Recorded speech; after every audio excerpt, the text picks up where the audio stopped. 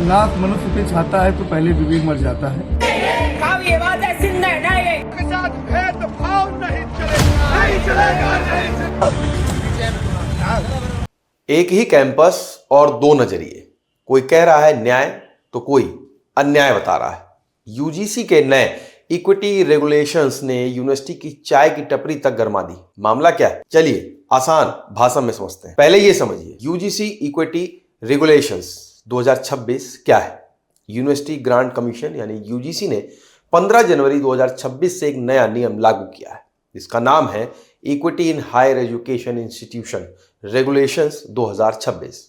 इसका सीधा सा लक्ष्य है कॉलेज और यूनिवर्सिटी कैंपस में जाति, जेंडर, सोशल और इकोनॉमिक बैकग्राउंड की वजह से होने वाले भेदभाव को रोकना। यूजीसी का कहना है कि 2012 वाले नियम अब जमाने से पीछे हो गए थे, इसीलिए अब नए नियम ज्यादा सख्त, ज्यादा साफ सुथरे और जिम्मेदारी तय करने वाले बनाए गए ताकि हर स्टूडेंट्स को बराबरी का सम्मान मिले। इन नियमों का सबसे बड़ा पॉइंट है हर संस्थान में एक खास सेल बनाना। अब चाहे सरकारी कॉलेज हो, सेंट्रल हो, स्टेट यूनिवर्सिटी हो या प्राइवेट यूनिवर्सिटी, हर जगह एक इक्विटी सेल बनाना जरूरी होगा। ये सेल करेगी क्या? अगर किसी छात्र को लगे कि उसके साथ जातिगत, जेंडर बेस या किसी और सामाजिक कारण से बुरा व्यवहार हुआ है तो वो सीधा इसी सेल में जाकर शिकायत दर्ज करेगा। कॉलेज, यूनिवर्सिटी को इस शिकायत पर समयबद्ध यानी कि टाइम बाउंड और गंभीर एक्शन लेना होगा। यानी ये सेल एक तरह से कैंपस की मिनी कचहरी की तरह होगी जहां भेदभाव की शिकायतों पर सुनवाई और कार्रवाई होनी है। तो फिर विवाद किस बात पर? सवाल यही है, अगर मकसद भेदभाव रोकना है तो फिर बवाल क्यों हो रहा है?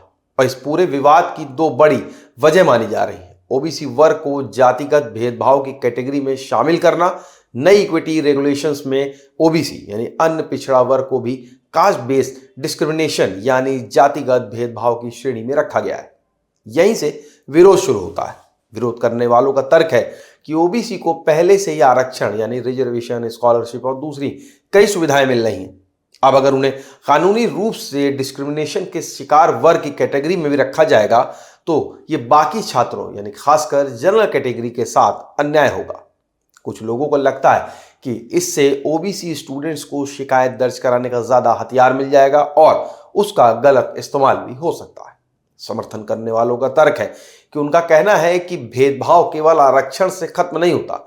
कई बार classroom, lab, hostel, interview board में बर्ताव के स्तर पर भी नजर आता है। इसीलिए अगर कोई ओबीसी छात्र सचमुच में भेदभाव झेल रहा है तो उसके पास शिकायत के लिए क्लियर लीगल फ्रेमवर्क होना चाहिए। यही तनाव की पहली बड़ी वजह।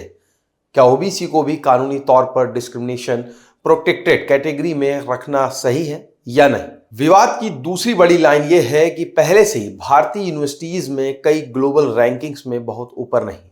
आलोचकों का कहना है कि सरकार को रिसर्च की क्वालिटी, फैकल्टी की ट्रेनिंग, इंफ्रास्ट्रक्चर और इंटरनेशनल कोलैबोरेशन पर ज्यादा ध्यान देना चाहिए, लेकिन फोकस नए नए रेगुलेशंस और कंप्लायंस पेपर वर्क बढ़ाने पर है। कुछ लोगों को यह भी डर है कि इन नियमों की आड़ में कमजोर, बेबुनियाद कंप्लेंट्स भी बढ़ सकती हैं, जिससे टीचर्स और एडमिनिस्ट्रेशन पर हर समय डर के माहौल में रहेंगे और पढ़ाई लिखाई से ज्यादा केस निपटाने में समय लगेगा।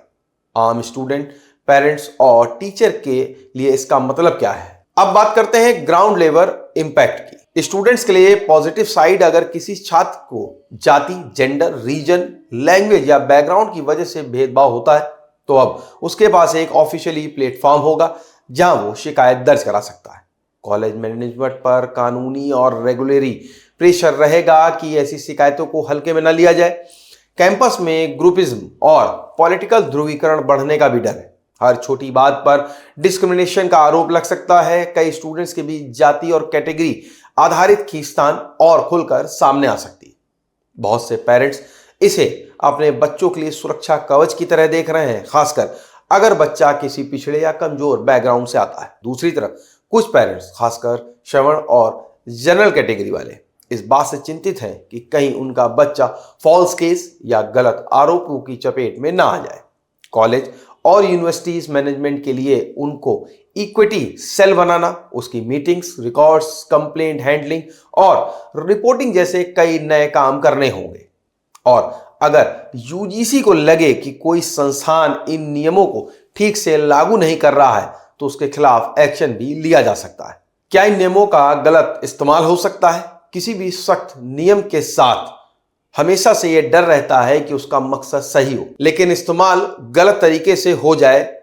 आलोचकों का इस पर कहना है कि अगर शिकायतों की जांच निष्पक्ष और समय पर ना हो तो ये सिर्फ प्रेशर में आकर फैसले लिए जाएं तो कई निर्दोष टीचर या स्टूडेंट्स पर भी मुसीबत आ सकती है। वहीं समर्थक कहते हैं कि भारत जैसे समाज में जहां जाति सामाजिक भेदभाव आज भी कई जगह जिंदा है वहां सख्त नियम और क्लियर कानून जरूरी है, वरना कमजोर वर्गों की आवाज दब जाती है। आपको क्या लगता है कि यह एक्ट कितना कामगार होगा? हमें कमेंट सेक्शन बॉक्स में जरूर बताएं। वीडियो को लाइक करें, शेयर करें और चैनल को सब्सक्राइब नहीं किया हो तो आज ही करें। मिलेंगे एक नए वीडियो के साथ।